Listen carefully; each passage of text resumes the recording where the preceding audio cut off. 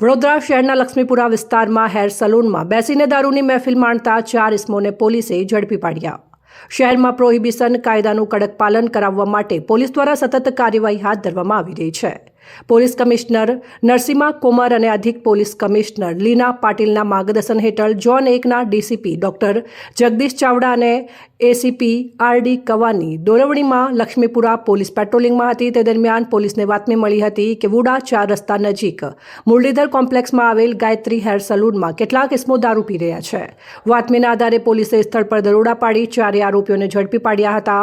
પોલીસે જિગ્નેશ વાળંદ, હર્ષદ લિંબાચિયા, ચિરાગ લિંબાચિયા અને અનિરુદ્ધ વાળંદની ધરપકડ કરી છે। પોલીસે સ્થળ પરથી બિસ્કિટની 2 અડધી ભરેલી બોટલ, વિસ્કીની અડધી ભરેલી 2 બોટલ, વર્ડવાઇઝર બિયરના ટીન કબજે કર્યા છે। આરોપીઓ સામે પ્રોહિબિશન એક્ટ હેઠળ ગુનો નોંધી કાર્યવાહી હાથ ધરવામાં આવી છે। Report Pravin Vasava, Pradeep Tantral, news Vadodara.